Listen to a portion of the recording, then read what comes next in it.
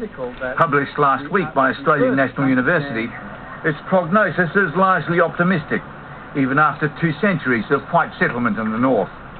For once on the continent, and very different to southern Australia, we've got a chance to get in before that degradation is highly advanced, before we're facing a huge bill for trying to fix up rivers which are badly damaged, to deal with salinity, to deal with erosion.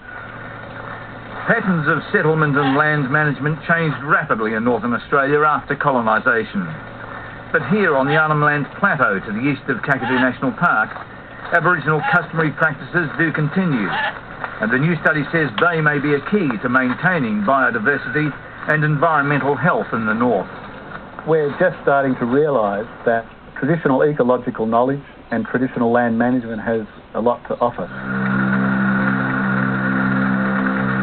When Aboriginal people dispersed decades ago from their traditional lands across northern Australia, old practices of landscape burning broke down. More frequent and more widespread fires, in some places fueled by hot-burning introduced grasses, have taken a destructive toll. Aboriginal land management goes back 50,000, 60,000 years, which the native plants and animals had co-adapted with. What's happened over the last 100 to 200 years is in some areas you get less fire, in some areas you get very hot, destructive fires, and we know that. We know quite well now that that's contributing to local and regional extinctions of species.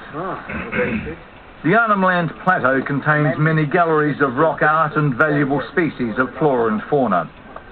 Through this country, Aboriginal people continue to practice more traditional burning, on a small scale and early in the dry season. Cool burning to encourage the whole grass, trees and all plants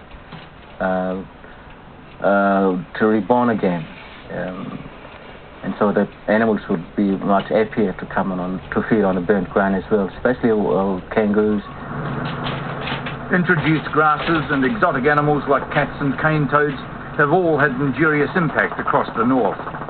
So too have cattle, but the authors of the new study point out that good managers in the pastoral industry have not been destructive. They've learned how to manage their stock in a way that maintains the health and productivity of the land. So we need to bring all the people who have got knowledge about the land together with our modern science if we're really to make some progress. The march to progress in northern Australia is the backing rhythm to the new report. The authors acknowledge the need for development for a range of compelling social and economic reasons.